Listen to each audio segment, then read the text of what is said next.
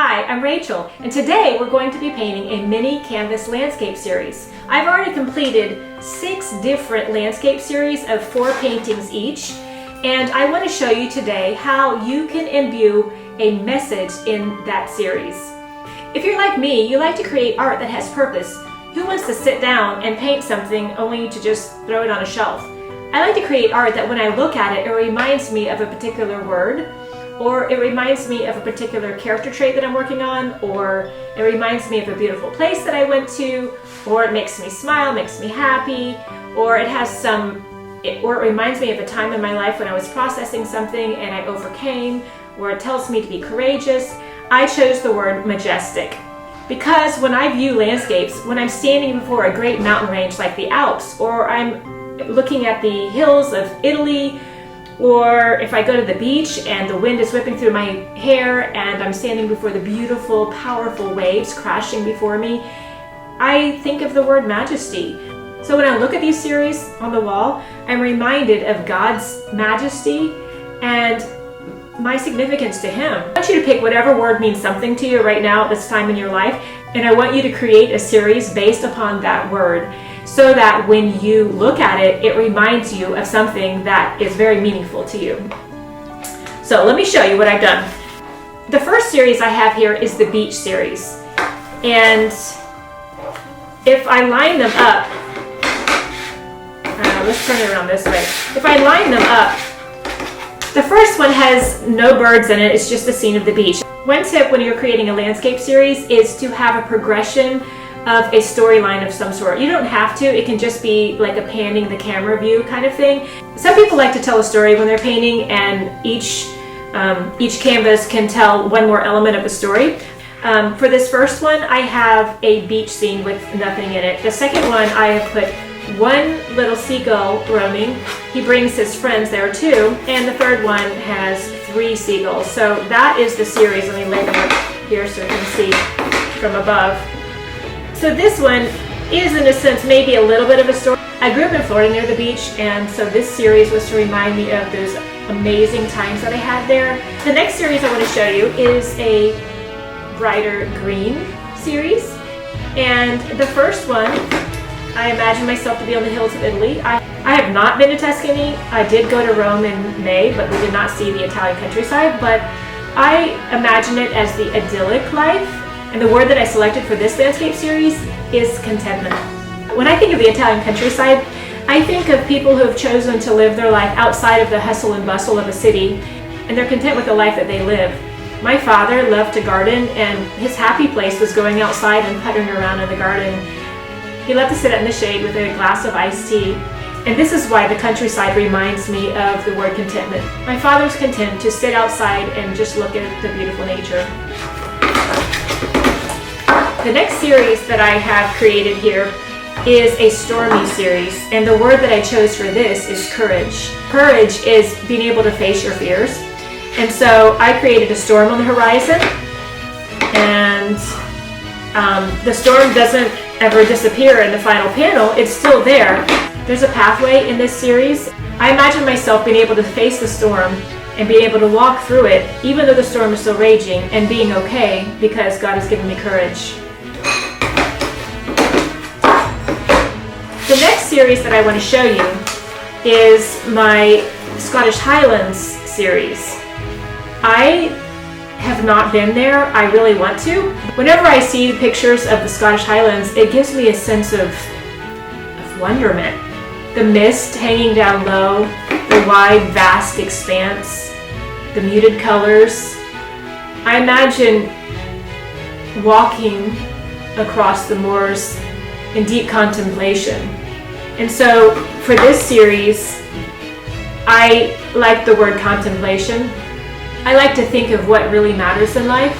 What are you doing that will matter 10 years from now, 20 years from now, 30 years from now?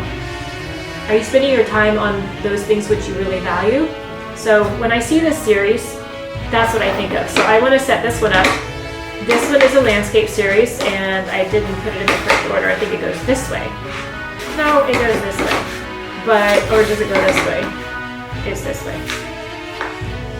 I also made these series with the gray clouds above. because I think that a lot of life is like that. There's a monotony, there's a daily, everyday occurrence that happens, and this reminds me of early mornings when I get up to drive my kids to school. It's a long drive, it's a 45-minute drive, and there are many misty mornings. We do not live anywhere near the Scottish Highlands, and the scenery does not look anything like this, but sometimes I imagine when I'm looking across cornfields that it could be the Scottish Highlands, and sometimes I contemplate and think about what really matters as I drive my kids to school. I wanted to paint a sky that was gray. There's a monotony in life, there's an everydayness about things in life, and sometimes we can get upset that things don't change, but I feel that sometimes those routines and those daily tasks can actually become a beautiful part of life if we use them to contemplate the deeper meaning of why we're here and what we're doing. And to me, so my next series that I painted is my Dutch landscape series with the windmills in it.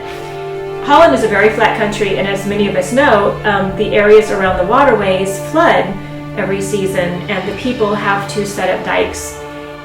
When I think about that, I think about resiliency, and so I painted this with the concept of resiliency in mind. And I remember that there are people who regularly deal with what another group of people would call a catastrophe, but since they deal with it all the time, they've become equipped and know how to handle it. So this series reminds me to be resilient, to change my perspective about things that are going on and realize that yes, you can overcome difficulties, and then you become stronger for it. And this last series that I painted is just a regular landscape series in olive tones, and this one represents simplicity to me. There's nothing remarkable about this. It's just a regular view that someone might see when they are driving across the country. I wanted this series to remind me that the simple life is a beautiful life. If you're in a place right now that nothing great is going on, there's nothing exciting, be thankful. That's a good thing.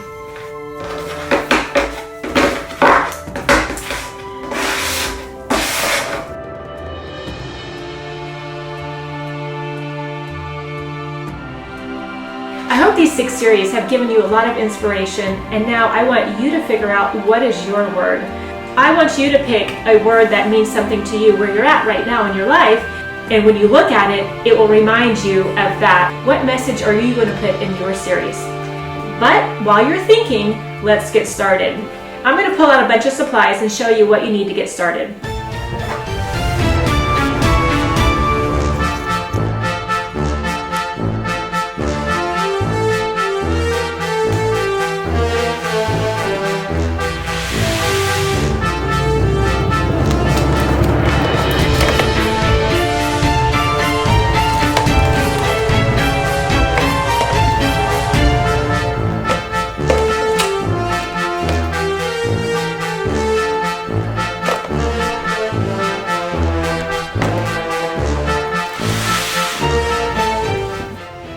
These are the supplies that you need to paint a mini canvas. You need to have mini canvases. The ones I'm using are 3 inches by 3 inches, and I bought them in bulk. They come in packs of 3. And a glass with water in it. I haven't poured my water yet.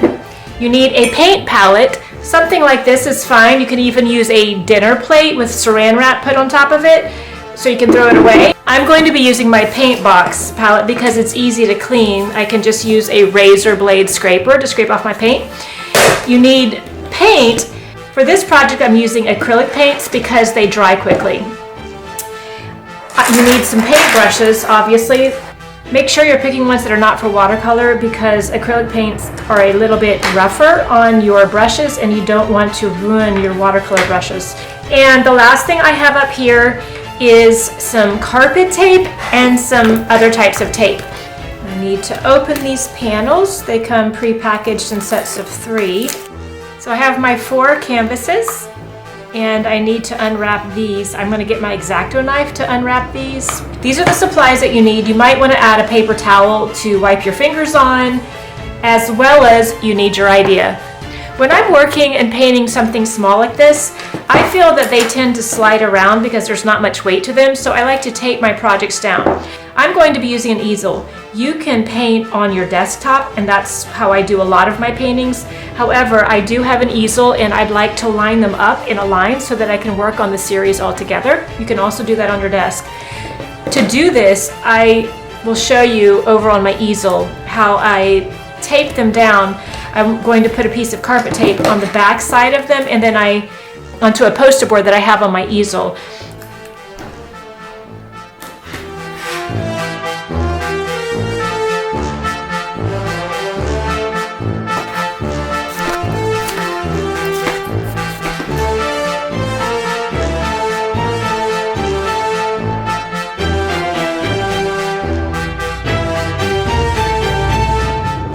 The first thing I like to do is tape up a piece of poster board to hold my paints.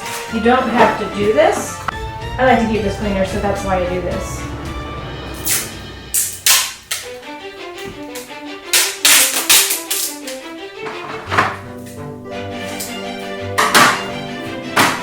I prefer to use blue painter's tape, but I don't have any more wide blue painter's tape, so that's why I'm using this.